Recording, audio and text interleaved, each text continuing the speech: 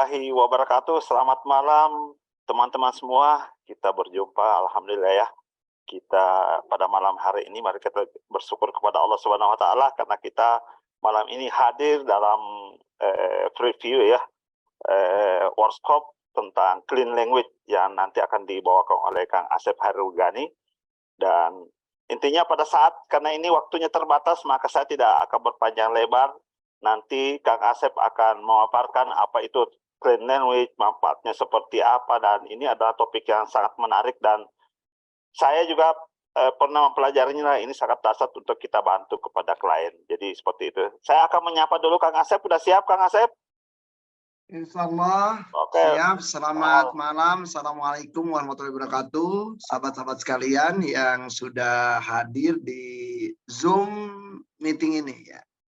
Oke, ada di mana nih Kang Asep? Saya sedang ada di Tasikmalaya, Kang. Oh, Masya Allah ya. Kemarin di Bogor ya, kita sempat berdiskusi. Oke, sambil kita nunggu teman-teman. Jadi bentuknya ini teman-teman adalah talk show, jadi ada tanya jawab nanti akan saya berikan kesempatan untuk raise hand atau bisa langsung pertanyaan di chat. Dan sudah banyak ini Kang Asep, saya lihat di Google Form ini ada sekitar 70 pertanyaan nih, tapi tentunya saya akan ambil yang ini aja, yang umum dan yang banyak yang ditanyakan, seperti itu Kang Asep. Baik.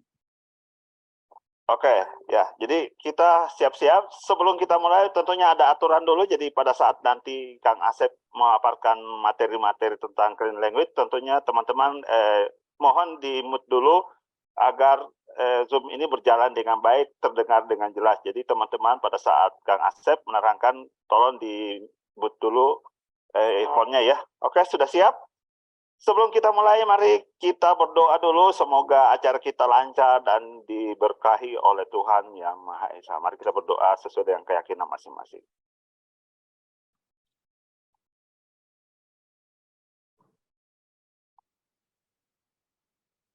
Amin.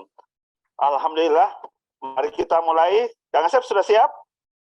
Siap, Kang. Alhamdulillah. Oke, kita mulai saja. Apa sih itu tentang clean language itu? Kang Asep penasaran nih, banyak yang tanya ke saya. Apa sih itu? Barang apa itu clean language? Banyak yang menanyakan ke saya itu. Saking penasarannya pengen ikut. Zoom ini sampai penuh Pak. Kita buka hanya 100 peserta, tapi ini melebihi sampai 140 ya. Baik. Jadi clean language itu ada dari dua kata ya. Ada kata yang pertama adalah kata clean. Ya kalau secara harfiah berarti artinya bersih, language artinya bahasa. Ya jadi kalau secara sederhana bahasa bersih. Nah, jadi pertanyaan barangkali bagi orang emang berarti kalau bahasa clean language itu lawannya berarti dirty language gitu ya, berarti bahasa kotor atau kalimat-kalimat kotor atau kalimat-kalimat makian ya. Nah, banyak orang bertanya seperti itu. Sebenarnya nggak ada kaitannya ya.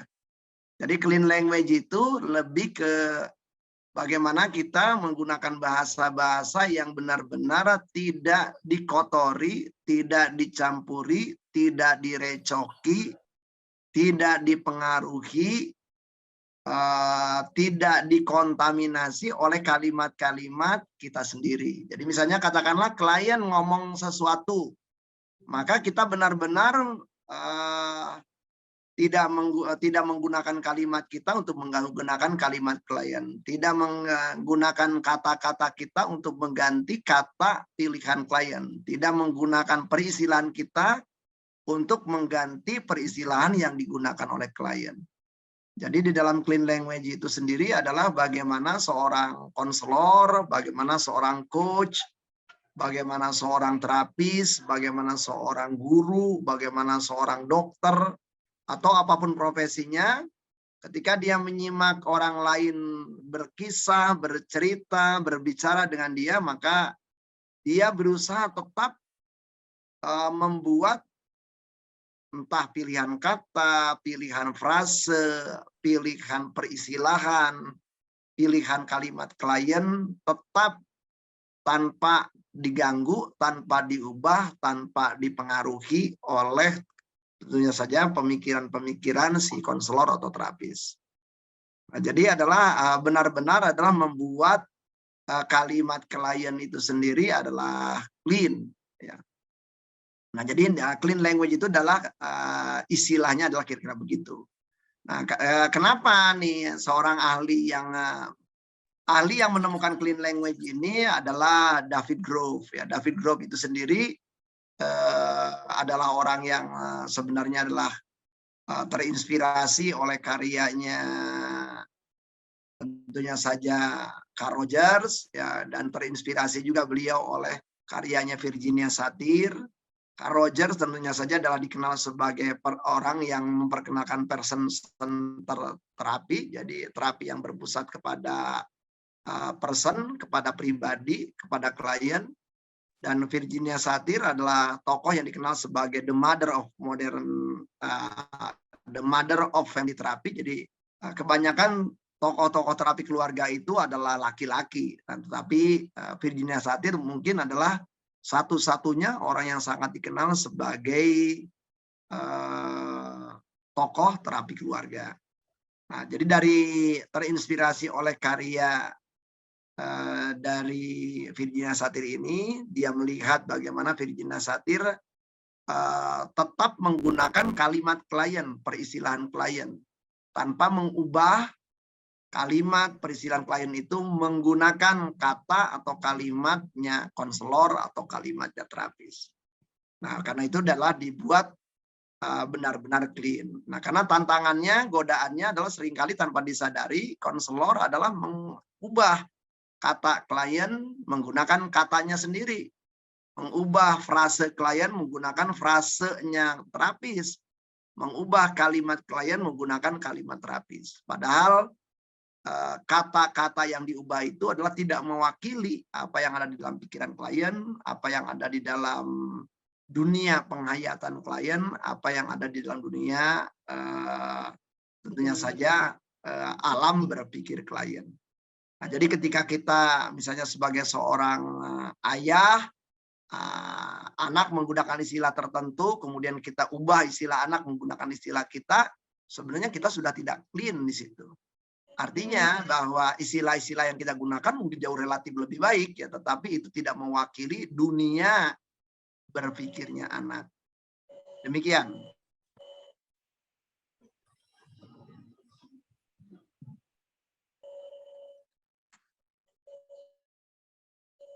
Pak Kamudin, di-unmute dulu Pak Kamudin. Ya, oke, sip. Baik, Kang Asep, sudah terjawab ya pertanyaan yang kedua bahwa siapakah penemu clean language, dari mana Kang Asep belajar, dasarnya seperti apa. Nah, kita lanjut nih, Kang Asep. Ini ada yang menanyakan juga nih, mengapa sih saya perlu belajar clean language?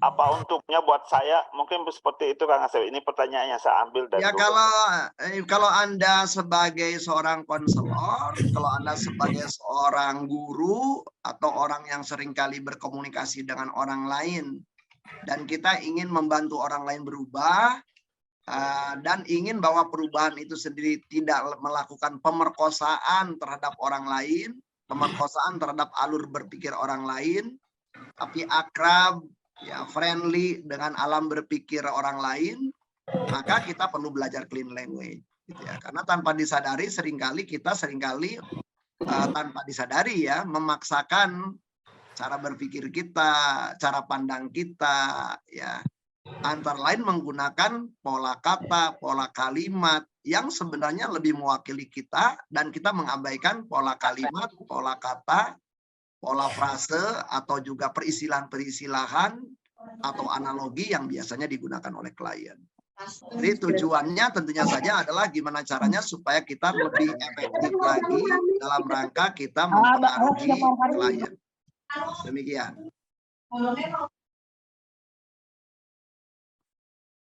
Di sini tuh yang hadir banyak psikolog, HRD, ada juga PNS tentunya. Ini juga, jadi ini bersifat universal ya, Kang Asep ya. Jadi ya, bersifat universal. Jadi semua orang yang dalam rangka Anda membina hubungan dengan orang, Anda ingin mengakrabkan diri dengan orang, ya Anda perlu belajar clean language. Karena selama ini bisa jadi yang membuat kita itu adalah tidak akrab dengan orang lain lebih karena kita seringkali memaksakan tadi pola-pola kata kita, pola kalimat kita, pola frase kita kepada dunia orang gitu. Padahal orang tidak menggunakan kata itu, frase itu, kalimat itu, misalnya saja. Nah, sehingga dengan demikian orang ngerasa bahwa kita ada di situ, kita mendengarkan kalimat orang itu, tetapi karena peristilahannya, pola katanya, pola ekspresinya kita tidak digunakan, ya kita tidak gunakan, sehingga tanpa disadari sebenarnya kita sedang mengabaikan sebagian representasi atau perwakilan dari orang yang bersangkutan. Nah, karena itu kenapa kita perlu belajar clean language, karena selama ini bisa jadi kita kalau clean lawannya dirty ya, tanpa disadari kita seringkali dirty lah gitu. Dirty dalam pengertian mengotori gitu ya, alur berpikir orang lain menggunakan alur berpikir kita. Nah, sehingga memang konseling dan psikoterapi selama ini yang paling banyak itu kan orientasinya kepada terapis. Jadi seakan-akan terapislah yang menjadi narasumbernya, seakan-akan terapislah yang mempunyai caranya, seakan-akan terapislah yang hanya punya tahu tujuannya. Nah, sehingga mau tidak mau kehebatan, keunikan yang ada di dalam diri klien itu sendiri adalah tidak kita gunakan, ya tidak kita manfaatkan. Seakan-akan kita ignore, ya kita tolak gitu. Bahwa sebenarnya adalah klien mempunyai masalah, tetapi juga jawaban-jawaban untuk masalah terhadap diri klien sebenarnya sudah ada di diri klien itu sendiri. Nah, itu akan sangat sulit kalau kita sendiri nggak clean ya. Kalau komunikasi kita nggak clean. Ketika kita komunikasi kita nggak clean dengan klien, maka tadi kita memandang bahwa seluruh peristilan klien itu nggak ada yang bermanfaat. Padahal peristilan yang digunakan oleh klien itu adalah pintu masuk untuk memahami dunia klien. Pintu masuk justru juga untuk solusi atas masalah-masalah klien. Nah, mengenali, belajar, paham ya terhadap tema-tema ini, saya akan belajar macam-macam nih, terutama di dalam tema-tema komunikasi terapeutik, dan itu saya rasa ya pelajarannya hanya ada di clean language, kira-kira demikian. Baik, Kang Asep. Ini ada yang colek saya ini. Coba dong contohnya seperti apa, sedikit aja dibuka kata Kang Asep katanya. Contohnya. Ya nggak usah jauh-jauh. Misalnya ada seorang anak yang ada seorang anak datang ke Garut ya. Saya di Garut itu ada peternakan domba ya. Dan si anak nih setelah ngeliat-liat domba, kemudian dia bilang, domba yang di sebelah sana cantik ya. Nah, dia kan ngajak ngobrol ke ayah. Jadi si ayah dan ibu ini, si anak dan ayah ini, si ayah ini sengaja datang ke Garut dalam rangka liburan, dalam rangka engagement lah, dalam rangka supaya akrab dengan anak-anaknya. Nah, si anak udah mulai membuka tuh. Oh ya, domba di sebelah sana cantik. Nah, si ayah langsung mengatakan, lah, cuman domba, ngapain sih? Domba kayak gitu-gituan aja pakai kamu puji-puji. Ya, berarti si ayah di situ udah dengan kalimat seperti itu aja udah jelas berarti dia tidak clean, karena dia langsung mengambil putusan, dia langsung ngambil penilaian. Nah, saya ngelihat si anak kecewa tuh karena pandangannya, cara pandangnya itu tidak dipandang gitu ya, tidak dianggap oleh si ayah. Dan si anak itu menggerutu ya, kemudian pergi gitu ya ke samping kandang domba. Nah, saya hampiri nih. Dan saya kata, tadi dia menggunakan istilah domba cantik. Nah, tadi kamu bicara tentang domba cantik. Domba cantik itu seperti apa? Si anak itu mengatakan, ya domba cantik itu putih, kemudian dia punya tanduk, tanduknya berputar-putar. Oh, dombanya putih dan tanduknya berputar-putar. Dan selain dombanya putih dan tanduknya berputar-putar, seperti apa domba cantik itu? Dia sebutin lagi terus begitu. Nah, anak itu makin lama makin akrab, makin rasa nyaman. Itu karena seluruh ide-idenya adalah diakui, dihargai. Nah, jadi contoh tadi misalnya saja ya, saya menggunakan kalimatnya anak dan kemudian saya berusaha membantu anak mengeksplorasi tentang domba cantik itu seperti apa. Nah, jadi tadi kan domba cantik itu kalau di dalam clean language itu kita gunakan dengan istilah X. Nah, ya. Kemudian ada pertanyaan berikutnya, what kind of X? Seperti apakah domba cantik itu? Nah, dan di situ dikatakan si klien mengatakan domba cantik itu adalah putih dan maka mungkin saya punya istilah lain untuk tanduknya berputar-putar itu. Mungkin istilah yang tepat tanduknya seperti spiral. Tetapi kata spiral itu tidak ada di dalam benak anak. Maka saya, walaupun barangkali secara diksi kata spiral itu lebih tepat, tetapi itu tidak menggambarkan apa yang ada di dalam benak anak. Maka saya tidak boleh gitu mengganti itu. Jadi saya menggunakan betul-betul yang digunakan oleh si anak, yaitu berputar-putar. Kira-kira begitu. Nah, itu adalah salah satu contoh gitu dari clean language. Nah, jadi akhirnya tuh, aduh, anak itu bisa bercerita panjang gitu. Dan anak itu kemudian menjadi nyaman, tenang gitu. Ya, ketika kita mampu berkomunikasi dengan cara clean language. Contoh lain misalnya saja dulu saya kerja di perusahaan retail ya, dan kebetulan di tempat retail itu juga ada resto lah yang dikelola juga di dalam retail itu. Nah, dan kita ajarkan juga itu bagaimana clean language itu kepada katakanlah waiters. Waiters itu penting mempelajari clean language. Minimal dia perlu mengulang. Jadi dia nanya misalnya begini, ibu pesan apa? Kata si pasien, oh saya pesan A dan B. Itu akan beda rasanya ketika misalnya orang cuma nyatet tanpa dibalikin lagi ngomong. Oh, ibu pesan A dan B. Apakah ada yang lain yang ibu pesan selain A dan B? Ya, orang itu nanya, oh C. Baik, ibu pesan A, B, dan C. Adakah lagi selain A, B, dan C, D misalnya? Itu dialog seperti itu adalah dialog bagian dari dialog clean language. Nah, banyak orang itu kadang-kadang, mohon maaf, kita mungkin seringkali ngalamin ya. Kita pesan makanan dan orang itu tiba-tiba nulis dan ternyata yang ditulisnya salah gitu. Yang sampai ke peta kita salah gitu ya. Nah, kenapa ya seperti dan kita kecewa. Nah, dan terbukti ada beberapa penelitian bahwa orang-orang ya, jadi para waiters yang mempelajari clean language dan menggunakan clean language dalam komunikasi dengan katakan saja customers, itu adalah mendapatkan tips lebih besar dibandingkan waiters yang tidak menggunakan cara clean language. Nah, itu kira-kira demikian. Ya, itu contoh kecil saja ya. Kalau dicontohin semuanya ya berarti udah trainingnya udah kelar hari ini. Ya, betul Kang Asep.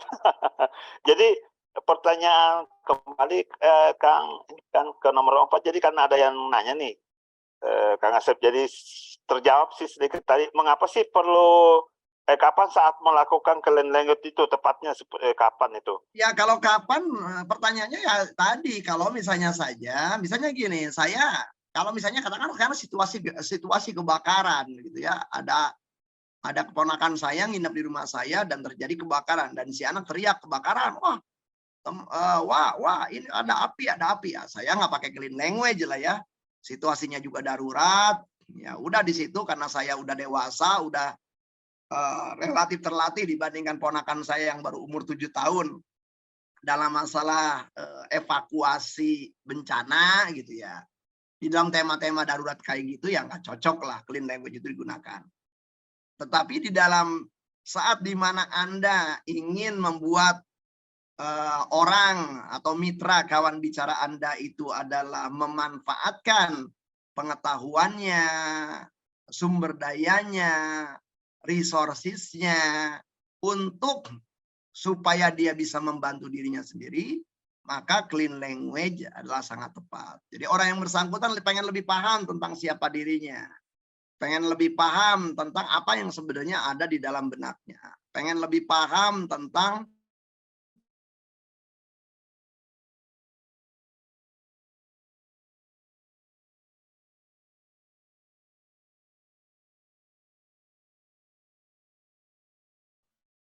seringkali ketemu nih dengan orang-orang pandai di dalam hidup saya ya. Dan orang-orang pandai itu punya masalah. Dan sebenarnya juga saya jujur aja ya, mereka kan lebih ahli. Misalnya ada seorang engineer gitu ya, dia punya masalah di dalam pekerjaan ada kaitannya dengan engineeringnya. Jujur aja karena saya psikolog nggak ngerti ya, cuman karena dia rasa gelisah dia konsultasi sama saya. Maka di situ otomatis saya nggak bisa menjadi resources gitu ya.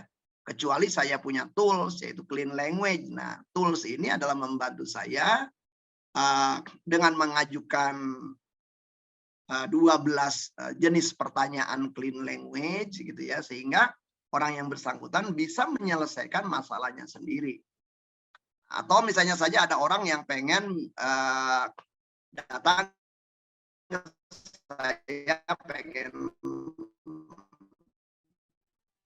dia berkata pengen di coach ini, saya terjadi peningkatan dibandingkan katakan saja tahun 2022. Dan saya ingin peningkatannya adalah sebesar katakan saja 35%. Nah, ketika orang mengatakan seperti itu, maka saya bisa memanfaatkan clean language dalam rangka membantu orang itu. Atau ada orang-orang yang datang konsultasi, dia gundah gulana, dan dia berkata kepada saya, saat ini rumah tangga saya ini adalah sudah basi. Nah, ketika dia mengatakan sudah basi pun berarti dia menggunakan metafora. Maka di situ pun meskipun orang itu datang menggunakan satu kata frase yaitu rumah tangga sudah basi, tetapi itu adalah contoh dengan dia datang dengan metafora dan dengan memanfaatkan metafora, maka saya bisa menggunakan clean language untuk membantu orang itu. Nah, jadi kalau kita lihat berarti banyak hal yang bisa kita gunakan clean language ini dalam rangka membantu tema-tema orang. Intinya adalah tentunya saja bukan dalam keadaan yang sifatnya darurat, bukan dalam keadaan yang sifatnya adalah memang jelas orang membutuhkan pertanyaan jawaban langsung gitu ya. Tema-tema aja alamatnya di Tasikmalaya di mana? Yang kayak gituan ya nggak perlu pakai clean language lah gitu ya. Nah, karena itu membutuhkan jawaban-jawaban yang sifatnya langsung begitu. Artinya untuk tapi apabila tema-temanya memang lebih membutuhkan, dalam pertimbangan saya sebagai psikolog misalnya saja, ini orang yang bersangkutan akan lebih baik nih kalau dia sendiri memanfaatkan seluruh resources-nya yang bisa jadi dia saat ini tidak menyadarinya. Nah, atas pertimbangan itu, ya maka saya bisa jadi adalah memilih untuk menggunakan salah satu pendekatan yaitu clean language. Demikian Pak Kai. Baik, Kang Asep. Jadi terjawab, ada yang ngecat panjang bahwa pertanyaan yang ini kan tergantung konteksnya juga ya, tempatnya di mana ya Kang Asep ya. Jadi ada yang mengatakan bagaimana dengan yang di tempat perusahaan itu yang sesuai dengan SOP gitu loh. Ada yang contohnya mekanik ya tidak harus bertanya, dan ya kita berikan jawaban seperti itu. Kang Asep ngecat ke saya. Baik, pertanyaan selanjutnya nih Kang Asep, apa saja sih kompetensi dasar agar bisa mempelajari clean language gitu dengan baik?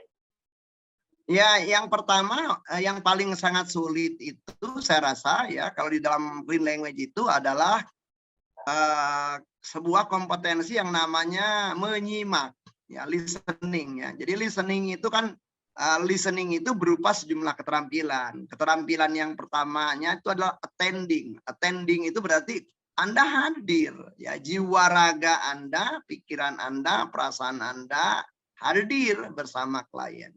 Nah, jadi banyak orang yang hadirnya badannya doang gitu, pikirannya kemana-mana.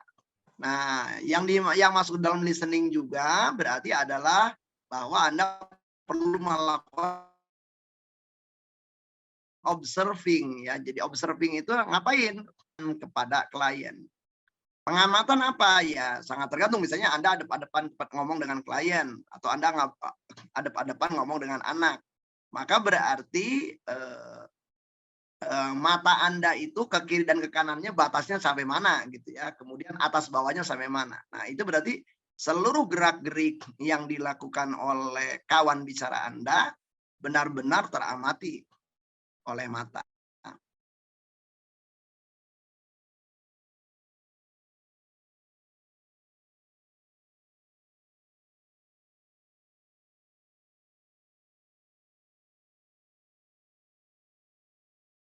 Nah, yang berikutnya adalah keterampilan tentunya saja mampu mengulang kembali.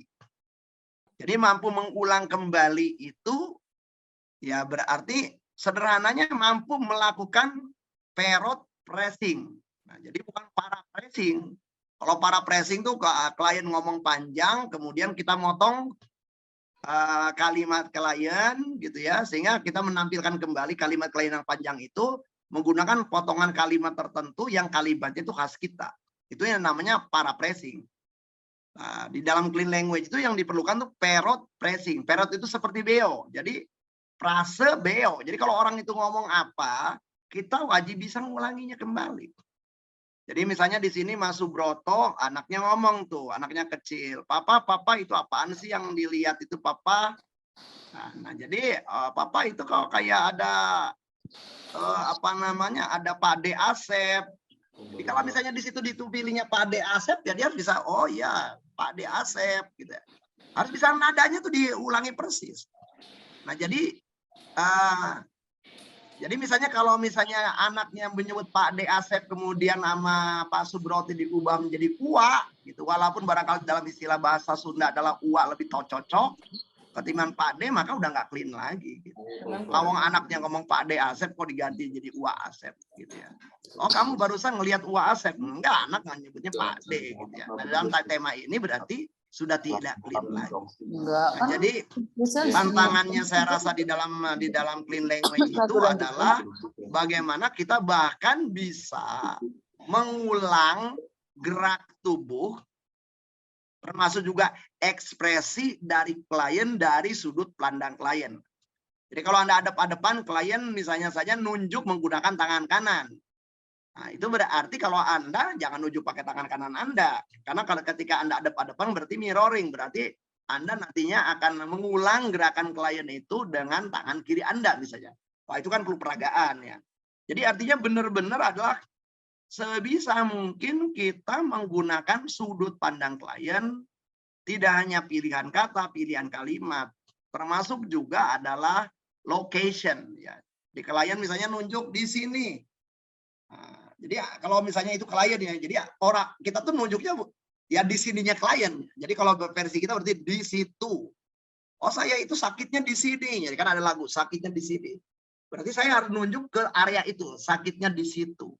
Nah jadi ini yang barangkali tidak jamak di dalam konseling-konseling lain atau penggunaan pendekatan-pendekatan lain. Karena pendekatan-pendekatan lain tidak membicarakan komunikasi serinci itu, sedetil itu, termasuk mempertimbangkan juga adalah location ya, location in the body. Jadi lokasi, karena klien itu pada waktu nunjuk tertentu itu, ya, bagi dia itu mempunyai makna tertentu gitu di dalam komunikasi. Demikian. Silakan Pak Kai. Oke, Kang Asep, aduh semakin menarik ya, luar biasa nih. Tapi mohon izin nih teman-teman, ada sedikit informasi Kang Asep nih. Jadi saya lihat ini peserta semakin banyak ini ya bertambah dan semakin seru bahasanya. Sebelum saya lanjutkan ke pertanyaan berikutnya, ada sedikit informasi bahwa insya Allah nanti di bulan Februari teman-teman kita akan mengadakan workshop clean language 2 hari ya Kang Asep ya? Iya, insya Allah. 2 hari dan lewat Zoom kita mulai dari jam 8 pagi sampai jam 5. Nah, alhamdulillah sudah 10 orang yang mendaftar ada di sini pesertanya, dan khusus untuk malam ini nih kita buka pendaftaran bagi 20 orang yang pendaftar pertama ini ada bonus khusus ya, ada potongan harga ya. Jadi insya Allah cukup 1 juta saja sudah bisa ikut clean language ya Zoom meeting selama 2 hari, tanggal 4 dan tanggal 5 Februari. Tempatnya di Zoom meeting. Insya Allah ada juga rekamannya, jadi kalau Anda mau mengulang-ulang bisa kita sediakan nanti di bisa ditonton berulang-ulang. Demikian Kang Asep. Kita sudah ada 10 orang yang pendaftar di grup sebelah, bahkan udah 14 orang. sudah ada yang melakukan pembayaran 10 orang seperti itu Kang Asep. Kita lanjut ya Kang Asep ya. Iya. Atau ada tambahan lagi? Ya, jadi teman-teman ini ada pertanyaan dari chat ya. Jadi izin bertanya Kang Asep ini dari Subroto. Bagaimana cara mengajukan pertanyaan yang mencerminkan teknik clean language dalam menyelesaikan masalah klien? Ya tentunya saja karena sekaligus juga menjawab pertanyaan Pak Irsyad ya. Izin bertanya kira-kira supaya pengulangan kata atau kalimat dengan lawan bicara tetap nyaman dan tidak terkesan. Nih kok ngikut-ngikut sama lagi kata-katanya, kira-kira teknik seperti apa supaya tetap soft? Terima kasih. Ya otomatis semua teknik pun ada, nggak tiba-tiba dipakai ya. Jadi klien diberitahu dulu bahwa kami misalnya akan menggunakan clean language. Itu dijelaskan dulu lah. Jadi di awal, jadi kalau misalnya Anda mau menangani klien itu dijelasin dulu gitu ya. Tapi dari pengalaman saya sih, saya selama ini walaupun tanpa memberikan penjelasan ya klien kan udah sami'na wa ta'na saja gitu ya. Selama dia udah percaya sama kita, trust sama kita gitu ya. Dia mau kita menggunakan teknik apa, cara apa, dia percaya saja. Tapi bagi Anda yang masih ragu-ragu gitu di klien agak gimana, maka tentunya saja penting bagi Anda memberitahu kepada klien gitu dari sebelumnya bahwa kita akan menggunakan teknik ini, tata caranya adalah seperti ini, dan nanti Anda boleh berespon dengan cara A, cara B, cara C. Kira-kira demikian. Itu ada SOP-nya seperti itu. Nah, nantinya pada waktu Anda menggunakan clean language. Demikian. Ya, mungkin nanti di workshop yang 2 hari dijelaskan lebih detail ya Kang Asep ya. Benar-benar dibuka ya insya Allah ya kalau di dalam workshop ya kita kan memang tujuannya juga adalah supaya para peserta bisa melakukan ya. Betul. Nah, kita otomatis akan melatih pelan-pelan ya keseluruhan paling tidak menjawab pertanyaan 5W1H ya dari apa itu clean language kan gitu ya.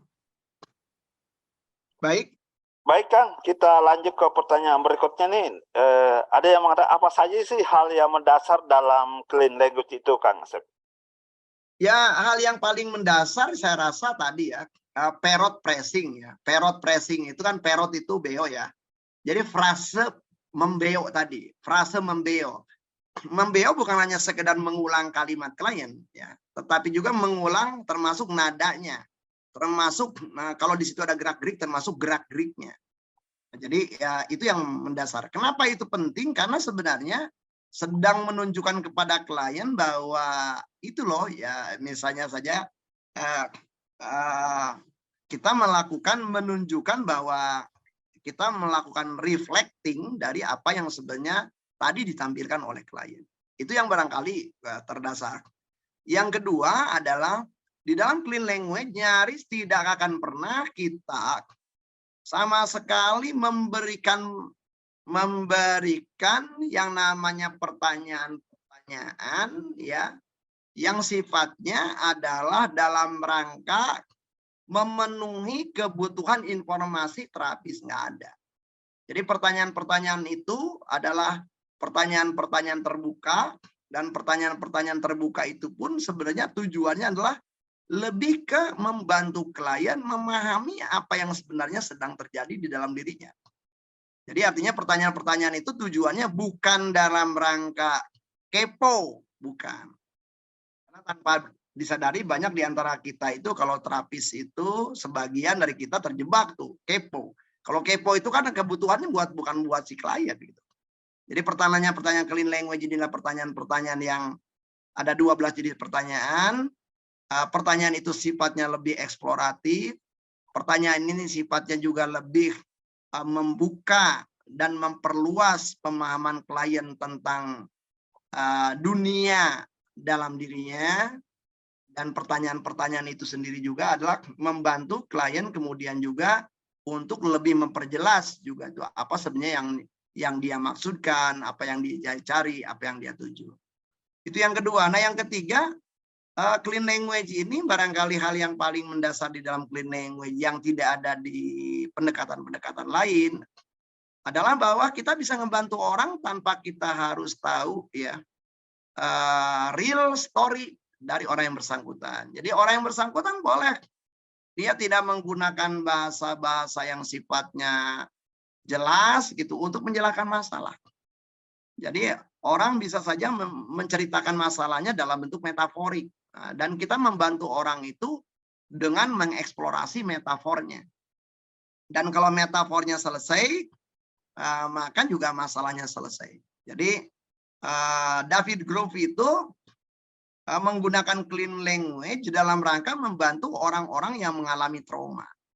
Nah, karena itu buku David Grove itu yang terkenal itu Resolving Traumatic Memories ya.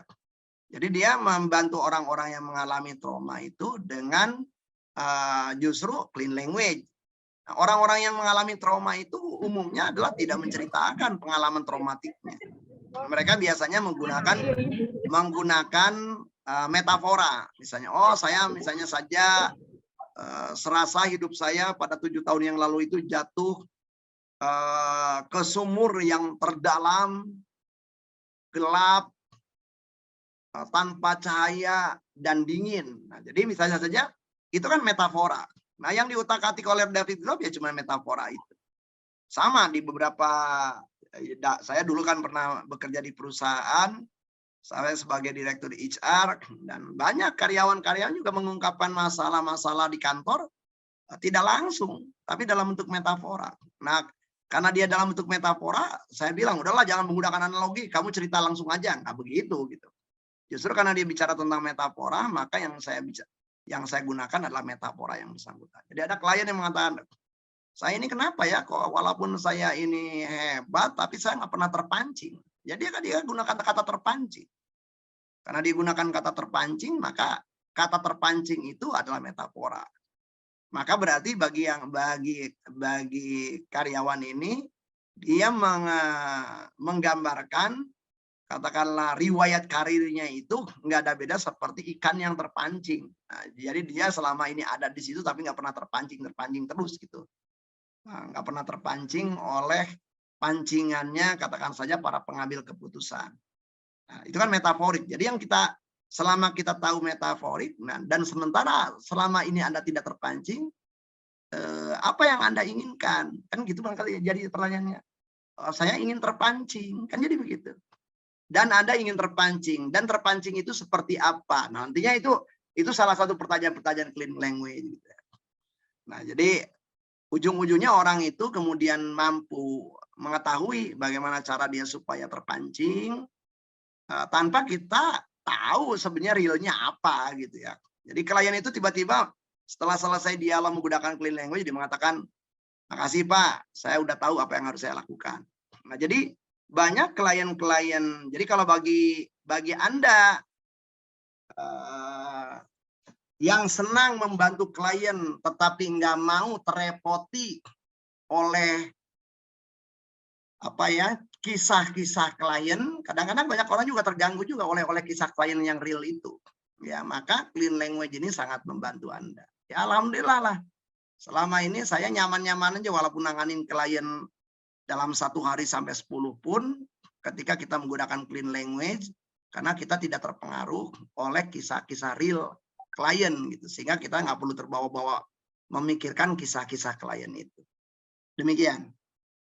Jadi ya baik Kang Asep, berarti relevan nih. Ada yang menanyakan tadi, mungkinkah menterapi tanpa mengetahui cerita real klien? Sudah terjawab ya tadi. Ya sangat mungkin, ya sangat mungkin. Ya banyak kisah itu ya. Jadi ada seorang anak yang membuat metafora begini nih. Anak itu ternyata punya bapak. Ini kita tahu ceritanya udah setelah lama ya. Anak itu ternyata punya ayah tiri dan dia mengatakan gitu. Aku tuh takut banget sama monster gitu. Dia selalu mengatakan kalimat begitu. Kamu takut sama monster. Dan ketika kamu takut sama monster, apa yang kamu inginkan? Aku ingin berani ngelawan monster. Dan kamu ingin berani ngelawan monster. Dan berani ngelawan monster itu seperti apa? Nah, si anak bercerita tuh. Oh, berani melawan monster itu A. Selain A apalagi? Oh, berani melawan monster itu B. Selain B apalagi? C. Nah, dan berani melawan monster itu di mana? Itu pertanyaan clean language itu. Nah, dia nunjukin ke kepalanya. Berani melawan monster itu di sini. Nah, saya nunjuk tuh ke arah kepala dia. Oh, berani melawan monster itu di situ. Dan berani melawan monster itu selain di situ di mana lagi? Dia nunjukin ke dada dia. Saya nunjuk ke arah dada dia. Kira-kira begitu. Dan setelah Anda supaya sebelum berani melawan monster, kamu melakukan apa? Wah, dia cerita macam-macam. Nah, dari kisah-kisah, dari cara-cara nanya-nanya kayak gitu, anak itu kemudian mampu menghadapi si ayah tirinya dengan cara yang tepat. Itu dialog dengan anak umur 7 tahun. Gitu. Nah, jadi kalau menurut saya, tantangannya itu ya tadi kesabaran kita dan keyakinan kita bahwa setiap orang itu selama kita sabar, mereka mempunyai kemampuan untuk menemukan jawaban dari dirinya sendiri. Demikian. Baik, Kang Asep, saya baca dulu di chat ini, ingin bertanya dari Pak Irsad Furkon ya. Kira-kira supaya pengulangan kata kalimat dengan lawan bicara itu... Udah Pak, udah dijawab itu. Oke, yang kedua, Kang. Apakah bisa diarahkan jika kalian banyak menjawab tidak tahu? Dan itu. Tidak tahu pun di dalam clean language, tidak tahu itu adalah jawaban.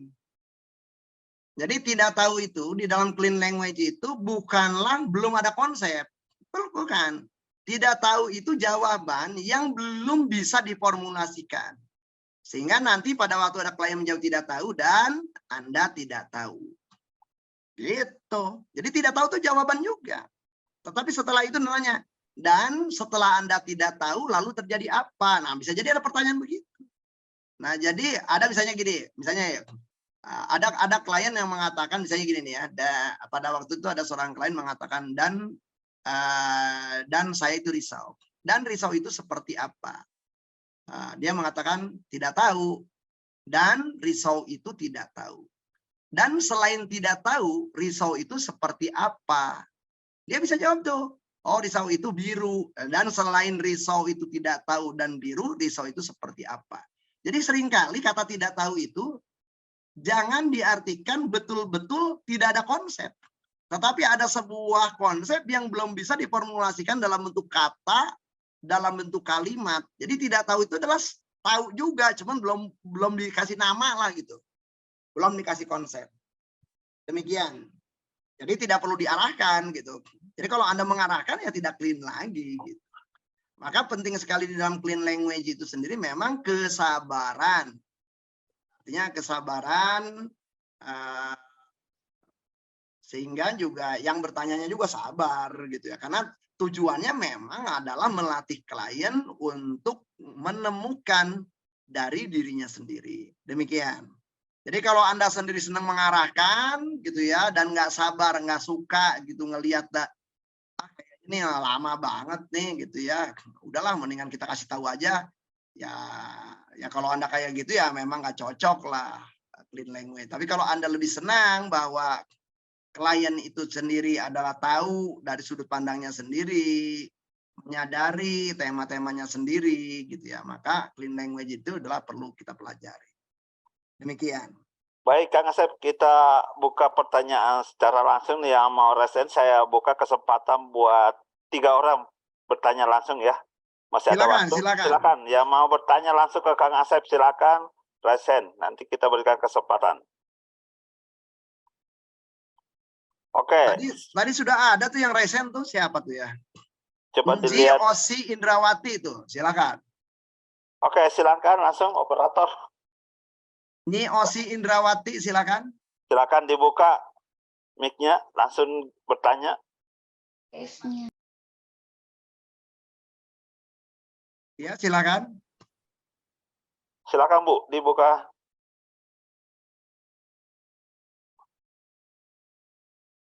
Oke, kalau tidak ada ini pertanyaan dari Pak Budi dulu, kita jawab dulu. Baik. Wah, ini teman ini udah jadi peserta. Apakah ada klien yang tidak cocok untuk menjalani sesi clean language? Ya sama aja. Klien yang memang barangkali dari awal pengen yang jawaban langsung. Klien yang udah darurat gitu Kang Budi. Ya, klien-klien yang darurat itu kan banyak juga tuh. Datang ke rumah saya. Kang Asep gini ini udah darurat nih, mana anak-anak udah ya yang kayak gitu yang usah clean language lah gitu ya. Tetapi ya artinya adalah tipikal klien-klien yang memang seperti itu membutuhkan jawaban langsung gitu ya, karena Anda udah dipandang expert di dalam bidang tertentu gitu ya. dan dia sendiri juga sifatnya urgent, nggak punya waktu yang sifatnya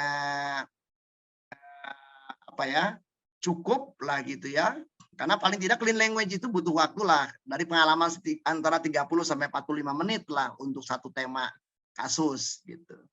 Nah, jadi kalau kita bicara ya yang lebih tidak cocoknya itu bukan karena klien sih sebenarnya, tapi tadi tema-tema apa yang dibawa oleh klien gitu ya, dan tema-tema apa yang memang ingin diselesaikan oleh klien. Demikian Mas Budi Prasetyanto. Baik, ada yang mau resen? Amel, silakan Amel nih. Silakan dibuka. Amel. Udah resen Teh Amel, silakan Teh Amel, monggo. Silakan langsung bertanya ke Kang Asep. Ini masih ada waktu, dimanfaatkan kesempatan baik ini. Baik Kang, sebelum ada pertanyaan saya, ini ada juga yang masuk nih. Tolong dong Kang Asep, contoh-contoh penanganan clean language nih. Baik itu di pendidikan, kan ada yang guru, ada yang ibu rumah tangga, contoh-contohnya katanya Kang, ada yang trainer juga, asesor, jadi banyak nih. Mungkin. Ya, saya terasa tadi udah cukup lah ya.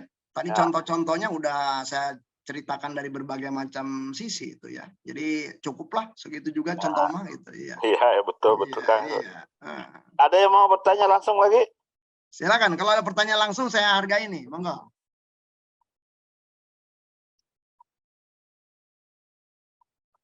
Ini ada yang menanyakan ini Kang Asep, apa beda clean language dengan conversion hipnoterapi? Nah, saya rasa beda ya. Hipnoterapi itu terlepas apapun kan adalah suggestion ya. Suggestion itu kan berarti Anda mempengaruhi orang. Jelas, suggestion itu adalah terlepas apapun Anda menyiapkan sebuah kata, menyiapkan frase, menyiapkan kalimat dalam rangka untuk disugestikan kepada orang lain gitu ya. Nah, kalau di dalam clean language ini nyaris Anda tidak punya kalimat apapun dari diri yang asalnya dari diri Anda. Seluruh kalimat-kalimat yang Anda pantulkan kepada klien pun adalah kalimat-kalimat dari klien. Ya. Bahwa kemudian pengulangan-pengulangan itu mempunyai efek sugestif, ya, tetapi berbeda dengan pertanyaan tadi hipnosis seperti tadi ya, adalah dari situ itu kan udah jelas gitu, kita sendiri udah punya pola kata, pola kalimat yang datangnya dari kita, yang dirancang oleh kita ya, sehingga bisa masuk dan diterima oleh klien. Jadi di situ tetap aja tidak clean. Demikian. Baik. Adakah yang bertanya? Ini banyak pertanyaan ini di Google Form nih Kang Asep, saya pilih-pilih. Silakan ditanyakan aja. Baik. Sampai 20-50 nih. Nih, apa bedanya clean language dengan konseling dan non direktif? Itu ada di chat itu Kang. Beda ya, non directive counseling tetap wala bagaimanapun ya kan, non directive counseling itu sendiri konseling diarahkan sesuai dengan tujuan klien kan gitu ya. Tetapi pola-pola kalimat tetap saja Anda menggunakan pola-pola kalimat Anda sendiri. Nah, di dalam clean language mungkin kalau dilihat dari clean language itu non directive, tetapi sekaligus juga tidak dirty language gitu. Di dalam non directive belum ada tuh penekanan menggunakan benar-benar menggunakan klien, bahasa klien, tidak menggunakan kalimat-kalimat kita, tidak mengarahkan menggunakan kalimat kita gitu ya. Nah, seringkali tetapi juga tadi dan penekanannya lebih kepada kata-kata. Tapi di situ dua pertanyaannya ya terserah kita. Nah, di dalam non directive client itu belum membahas tentang paraphrasing, belum membahas tentang penggunaan metafor, belum membahas tentang bagaimana juga tadi location atau space gitu, belum. Jadi kalau ditanyakan clean language adalah makin membuat non directive counseling itu makin menjadi baik, makin benar-benar berfokus kepada klien. Pertanyaan berikutnya dari Rayhana Rafika, di kondisi seperti apa kita menggunakan parroting dan paraphrasing? Nyaris di dalam clean language jadi sebenarnya tidak ada lagi paraphrasingnya, ada parrot phrasing. Jadi frase yang seakan-akan membiayai. Jadi paraphrasing itu kan selama ini kelemahannya adalah klien udah ngomong 100 kalimat. Dan Anda memotongnya menjadi katakanlah diwakili 1 kalimat. Silakan yang 1 kalimat yang Anda duga sebagai mewakili itu ke 1 kalimat itu cilakannya adalah bukan kalimatnya klien. Jadi kalau toh Anda dengan clean language, kalau toh Anda melakukan paraphrasing, Anda pastikan potongan kata, potongan kalimat yang merupakan sarah, intisari itu tentunya aja perlu memang adalah pola kata, pola kalimat, pola frase klien sendiri. Demikian untuk Raihana. M. Sabri, bagaimana cara mengatasi kasus anak-anak yang kena virus pacaran dengan clean language? Ya, sama saja. Jadi kalau misalnya Anda seorang orang tua, Anda punya anak, nih anak-anak kan lagi pacaran. Nah, tantangannya adalah Anda berarti gini, relasi Anda dengan anak dulu nih. Kalau relasi Anda dengan anaknya buruk, ya sulit anak diajak dialog kan.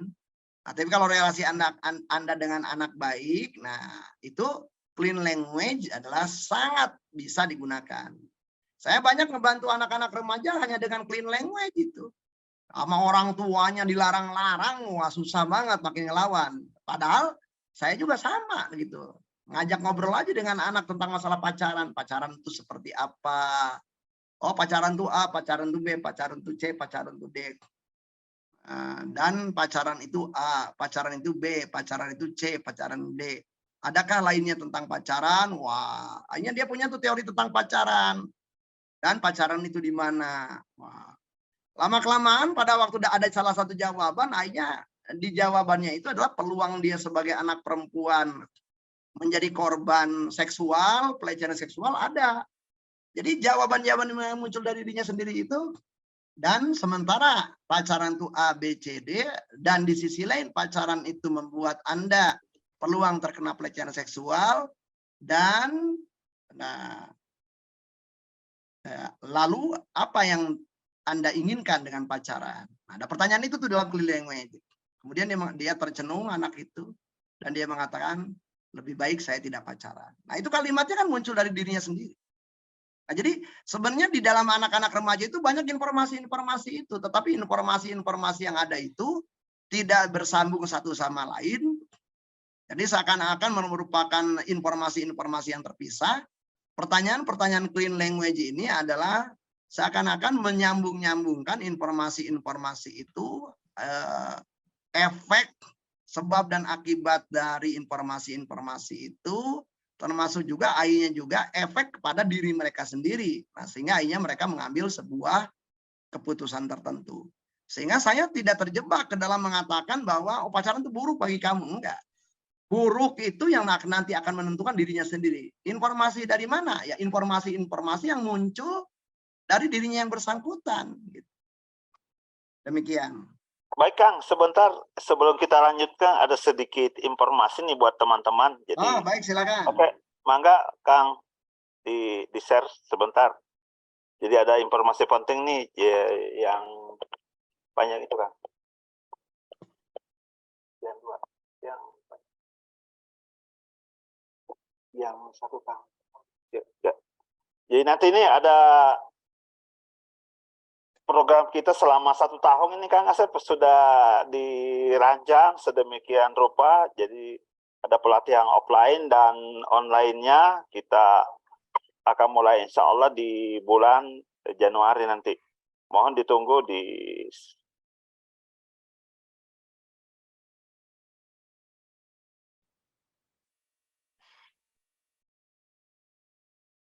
tunggu Bapak Ibu, ini masih banyak pertanyaan ini yang akan kita bacakan, tapi tunggu sebentar. Jadi kita akan membuka kelas selama 1 tahun ini Bapak Ibu. Jadi Anda belajar setiap bulan, namanya profesional, konselor, dan psikoterapis. Jadi clean language itu sudah masuk di program ini. Jadi setiap bulan kita akan belajar selama 2 hari, dari jam 8 pagi sampai jam 5 sore offline. Mulai dari bulan Januari ini sudah ada Bapak Ibu. Nanti kita share informasinya. Jadi mulai dari Januari itu bagaimana menjadi konselor, kemudian di bulan kedua bagaimana menjadi coach, dan Clean Language itu di bulan keberapa di sini, ada di sini ya. Jadi ini program yang sudah kami rancang selama setahun. Jadi dilanjutkan kan slide-nya. Ini jadwal training. Nah, apa saja sih yang pembelajaran yang Bapak dapatkan menjadi belajar mandiri? Jadi sebelum ikut kelas, Anda akan belajar mandiri. Jadi ada video yang bisa ditonton yang kita sediakan bersama dengan semuanya. Nanti sama akan Asep nanti yang menjelaskan ya. Sebelum kegiatan offline ada video yang bisa ditonton, kemudian menjawab soal yang berkaitan dengan video tersebut. Jadi nanti ada tesnya karena kita berikan sertifikasi ya, sertifikat di sini. Kemudian mengikuti kelas offline yang berorientasi kepada berlatih. Jadi pada saat Anda masuk ke kelas itu Sabtu Minggu dari jam 5 sampai jam 8 di situ kita akan bedah kasus, di samping ada materi tambahan dari Kang Asep. Kemudian mengerjakan proyek terapang workshop dan konferensi kasus. Jadi banyak yang ya kita kerjakan di sini. Jadi benar-benar di sini utuh pembelajarannya selama 1 tahun itu sekitar 200 jam ya, 200 jam Anda belajar tentang psikoterapi dan sebagainya. Lanjut Kang Asep.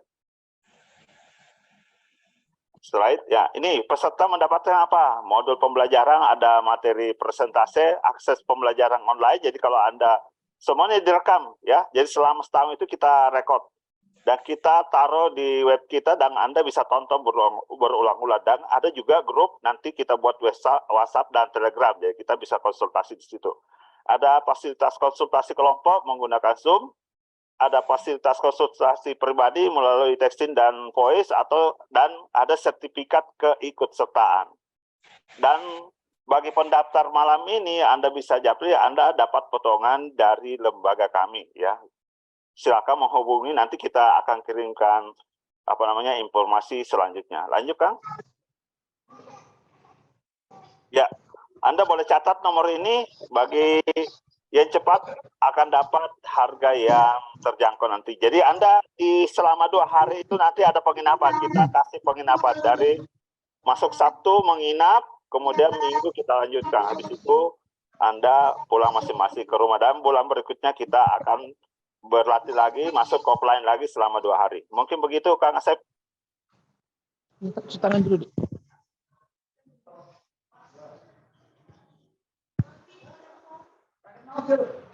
Oke, baik teman-teman. Saya rasa ini saya menjawab, ada pertanyaan dari Kang Irsad. Apakah seperti meta model di NLP? Beda, saya rasa. Meta model di NLP itu kan dalam rangka menggali fenomena terjadinya dilation, distortion, dan generalization, ya kan, meta model itu. Grow model di coaching beda juga. Grow model di coaching belum tentu di dalam grow model di coaching itu mengajukan pertanyaan-pertanyaan clean. Karena yang saya pelajari kalau misalnya kita dari coaching menggunakan model grow, itu kan tidak ada gitu penjelasan sampai rinci kok cara ngomong, cara apa, tidak ada. Jadi sangat berbeda gitu ya. Kemudian dari Kiki to everyone, clean language bagian dari service excellence ya. Ya enggak, kalau Anda mau menjadikan bagian ya gitu ya. Kalau Anda misalnya saja kebetulan bekerja dalam tema-tema customer, pelayanan pelanggan, meningkatkan service excellence, clean language adalah sebuah keterampilan yang bisa dilatihkan kepada tim pelayanan pelanggan ya, dalam rangka meningkatkan kepuasan pelanggan. Demikian. Oke, nah ini Pak, dari pertanyaan Pak Atollah, jadi tadi itu ada, jadi teman-teman akan ada 10 ya, akan ada 12 training. Jadi trainingnya clean language itu sendiri trainingnya dilakukan online ya. Jadi melalui Zoom di tanggal 4 dan 5 Februari ini. Saya rasa sudah ada 11 orang. Jadi kalau Anda mau ngikutin tanggal 4 sampai 5 Februari ini, Anda harus segera mendaftar gitu ya. Karena peserta dibatasi 20 orang. Kenapa dibatasi 20 orang? Dalam rangka bisa latihan. Supaya kelihatan di dalam Zoom tuh. Zoom ini kan adalah satu layarnya 20 atau 25 ya. Nah, jadi paling tidak 20 orang itu bisa kita lihat lah di layar. Karena kita juga ingin aktivitas dari para peserta. Jadi, informasi karena saya sudah alhamdulillah sudah 10 orang nih yang sudah insya Allah memastikan hadir karena sudah melakukan registrasi. Jadi kita tinggal nunggu 10 orang Baik. lagi nih. Ya, jadi itu tinggal, jadi kalau para peserta yang tertarik memang bergabung di tanggal 4 sampai 5 Februari, silakan daftar segera. Nah, kalau pesertanya mungkin lebih dari 20 orang sudah tercapai kuota, kita nanti akan tentukan tanggalnya, mungkin masih di bulan Februari juga, mungkin kita cari waktunya, Sabtu Minggu lah paling tidak. Nah, jadi tadi ada lagi juga kelas-kelas yang sifatnya offline ya. Jadi ada 12 judul. Ya, saya rasa mungkin bisa dikembali lagi ke Kembali ke slide. Coba kembali kembali ke ke slide. slide Ya. yang judul-judul itu pelan-pelan, nanti saya coba jelasin satu persatu ya. Terus ke halaman sebelumnya. Terus, nah ya. Ya, kenapa di dalam lembaga pelatihan psikologi, konseling, dan psikoterapi Indonesia ini diawali dengan how to become counselor. Ya, karena seluruh keterampilan dasarnya ada di situ. Ya, jadi dari keterampilan tadi attending, bagaimana questioning, bagaimana kemudian assessment keunikan klien, bagaimana melakukan pendekatan kepada klien, bagaimana mempengaruhi klien ya. Nah, pendekatan-pendekatannya itu jadi akan diawali di sana ya. Jadi akan diawalinya itu dari how to become counselor. Nah, how to become counselor ini, materi ini adalah diperlukan saya rasa bagi teman-teman yang pernah belajar apapun ya, yang ingin benar-benar adalah basicnya, itu adalah itu. Nah, kemudian yang kedua, di Februari 25 dan 26 kita akan melakukan how to become coach ya. Nah, sehingga apa itu coaching gitu. Sehingga nantinya tahu tuh apa bedanya konselor dan coach. Apa perbedaan metode menjadi konselor dan menjadi seorang coach gitu ya. Nah, sehingga jadi 5W-nya tentang coaching, 5WH-nya tentang coaching akan, dan juga kita kalau tadi ada teman yang menuliskan tentang model grow, nah kita tuh banyak lah modelnya. Bahkan kalau di dalam pelatihan-pelatihan saya ingin setiap orang tuh bikin model sendiri. Jadi misalnya saja nanti katakanlah Budi Prasetyanto, dia bikin Budi model. B-nya apa, U-nya apa, D-nya apa, I-nya apa gitu. Jadi biar diingat gitu. Jadi kalau dia melakukan coach itu nggak usah ngapalin grow gitu, nggak usah. Apalin aja namanya sendiri. Nah, biasanya kalau di tempat kita tuh begitu. Sampai orang bisa bikin model coaching sendiri. Nah, kemudian Maret, insya Allah kita melakukan how to become brief therapist. Nah, kenapa nih brief terapi ini penting dipelajari? Karena ini menjadi apa ya? Ini menjadi tren di tahun 80-an ya, sehingga kalau dulu adalah orang mencari akar masalah, padahal sebenarnya juga kalau udah tahu cari akar masalah, ujung-ujungnya tetap aja harus melakukan sesuatu. Ketimbang buang-buang waktu, maka orang lebih butuh waktu yang sangat singkat di dalam melakukan terapi. Nah, seperti apa filosofinya, prosedurnya, caranya, maka itu ada di dalam brief terapi. Mei 6 dan 7 ada how to become gestalt therapist. Kenapa gestalt ini dipelajari bagi para konselor dan terapis? Kalau misalnya saja Anda mempelajari teknik-teknik psikoterapi yang terkini, misalnya saja ada teknik terapi skema. Atau mungkin Anda pernah membaca buku mindset-nya Carol Dweck.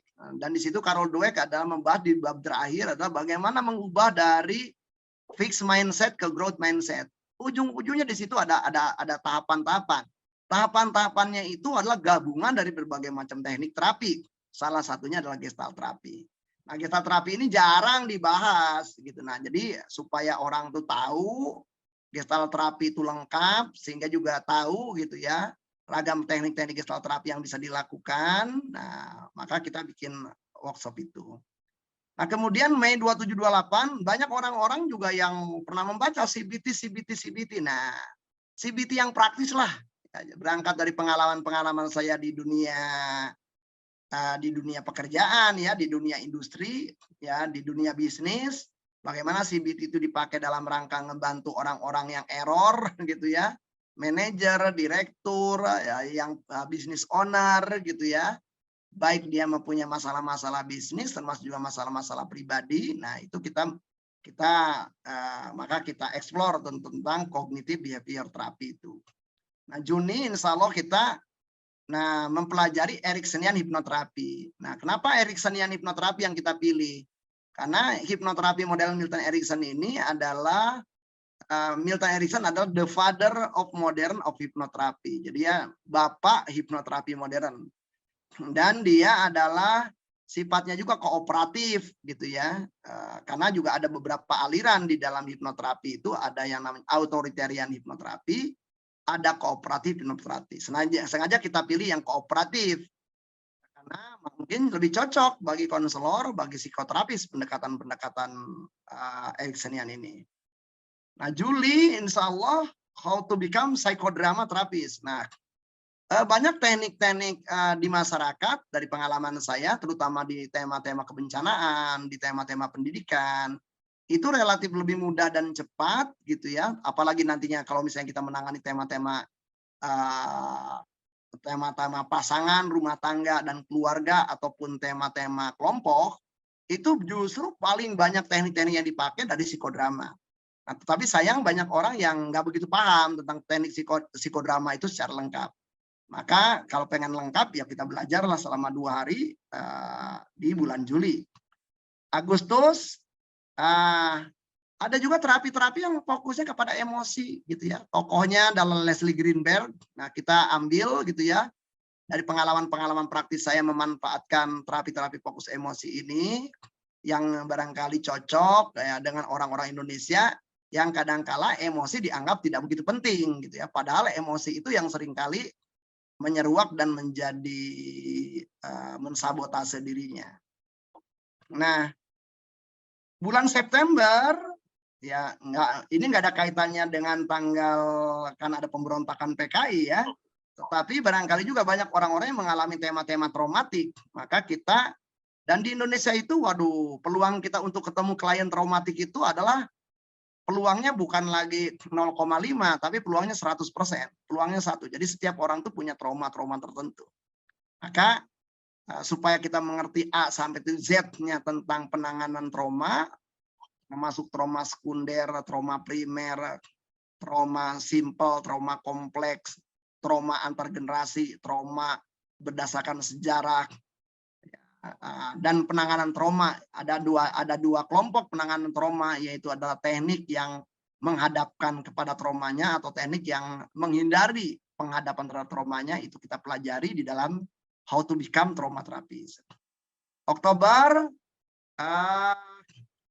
dari pengalaman-pengalaman sebagai psikolog, saya melihat bahwa banyak orang-orang yang mengalami duka. Dan ada orang-orang yang mengalami duka yang kompleks yang kadang-kadang saya mendapatkan klien-klien yang dirujuk ke saya gitu ya. Jadi menurut orang yang rujuk, orang ini mengalami trauma. Ternyata setelah ketemu, orang ini bukan hanya trauma, dia mengalami duka traumatik. Nah, jadi ini ada tema tersendiri lagi, grief ini. Nah, tema duka ini adalah jarang dibahas. Nah, karena jarang dibahas, makanya kita buka kelasnya itu. Nah, cukup banyak nih di masyarakat kita, orang-orang itu yang berdukanya cukup panjang. Jadi prolonged grief itu cukup banyak. Dan orang-orang itu disalahpahami oleh masyarakat sekitarnya. Di November, otomatis banyak orang yang berumah tangga. Nah, supaya rumah tangganya mulus, atau rumah tangganya mungkin nggak mulus-mulus amat. Mereka mengalami ragam masalah. Nah, bisa jadi Anda sebagai konselor, terapis, psikolog, mendapatkan pertanyaan-pertanyaan di tema ini. Nah, untuk membekali tema-tema ini, maka kita bikin kelas How to Become Couple Therapist. Dan di Desember, kita ingin bahwa rumah tangga itu, keluarga itu adalah sejahtera, dan kita adalah kemudian bikin kelas yang namanya How to Become Family Therapist. Dan saya karena banyak berguru ke murid-muridnya Virginia Satir, tentunya saja lebih akan banyak barangkali menggunakan pendekatan-pendekatan Virginia Satir dalam family terapi ini. Demikian. Baik Kang Asep, jadi itu informasi yang sangat berharga ya buat teman-teman. Nanti info selanjutnya sudah beberapa nih yang ngechat ke saya, nanti kita berikan info yang utuh. Baik Kang Asep, mungkin sebelum kita akhiri ada pertanyaan dari chat nih, dijawab dulu. Masih ada waktu kan ya Kang ya? Pertanyaan dari Eva Ironisa, punten kalau yang jauh seperti kami sulit ikut jika offline. Sulit kalau tidak meniatkan. Ya mudah kalau meniatkan. Jadi mudah-mudahan Khairun Nisa ini dipermudah ya untuk walaupun sulit tetapi bisa hadir. Ya kalau memang betul-betul berminat. Berikutnya pertanyaan dari Bu Siti Bahia. Pada clean language tidak ada konfrontasi atau mengubah pikiran yang salah seperti pada CBT ya Pak. Jadi mungkin bahasanya tidak konfront ya, karena memang ini benar-benar nantinya begini. Jadi dari awal kalimat klien itu nanti akan dibeda-bedakan. Ada kalimat klien yang sifatnya termasuk kalimat problem, ada kalimat remedy, ya, ada kalimat outcome, ada kalimat resources, Bu Siti Bahia. Nah, dengan demikian jadi yang pertama kali adalah meresponnya. Bagaimana merespon kalau kalimat kliennya ternyata kalimat problem? Bagaimana merespon kalau kalimat kliennya adalah kalimat termasuk kategori kalimat remedy? Bagaimana merespon klien kalau kalimat klien termasuk kalimat resources? Bagaimana merespon klien kalau kalimat klien pada waktu ngomong kepada kita itu adalah termasuk kalimat outcome? Jadi diawali seperti itu. Sehingga tidak akan perlu adanya konfrontir gitu. Kecuali kita menggunakan 12 jenis pertanyaan. Lama waktu konseling dengan CL dari pengalaman saya yang tercepatnya adalah 5 menit, terlamanya adalah 30 menit. Pengalaman saya begitu. Ya, jadi nyaris cukup satu kali bertemu, tidak perlu berkali-kali. Demikian, tentunya saja tadi ya kitanya tadi harus benar-benar mindfulness gitu ya, attending gitu. Kemudian juga benar-benar kemampuan menyimak. Tantangan dalam clean language itu adalah benar-benar di kemampuan menyimak, saya rasa. Kalau kemampuan menyimak kita terlatih, kita mampu mindful listening, insya Allah mudah untuk melakukan clean language ini. Demikian. Baik, Kang Asep, mungkin saya rasa cukup atau kalau ya karena saya rasa cukup. Baik, ya. itu aja. Jadi silakan bagi teman-teman yang tertarik segera daftar kepada ini nih kepada penyelenggara yaitu Pak Kaimuddin Rani dan Kang Asep juga itu kayaknya dari BKM itu ya. Ya, Bintang Kreasi Multimedia Multivision nih. Terima kasih banyak penjelasannya Kang Asep. Luar biasa malam ini banyak yang mendapatkan ilmu, saya juga tercerahkan dan ini saya sebagai terapis tuh banyak menangani dan memakai ilmu-ilmu clean language ini yang memudahkan saya untuk melakukan terapi. Begitu Kang Asep. Baik, sebelum kita akhiri, mari kita mengucapkan alhamdulillah dan mengirimkan doa kepada guru kita, Kang Asep. Semoga semakin sehat, semakin bahagia, umurnya semakin berkah, dan bisa mengajari kita semakin lebih baik. Mungkin begitu, Kang Asep, sebelum, apakah ada konklusi atau cukup? Cukup, ya cukup. Cukup. Baik, terima kasih teman-teman, Bapak Ibu, atas waktunya di malam hari ini. Semoga ilmu yang kita dapatkan walaupun tidak banyak, tapi mudah-mudahan mendapatkan keberkahan dari Allah. Saya Kaimuddin Rani mengucapkan banyak terima kasih. Assalamualaikum warahmatullahi wabarakatuh. Waalaikumsalam warahmatullahi wabarakatuh.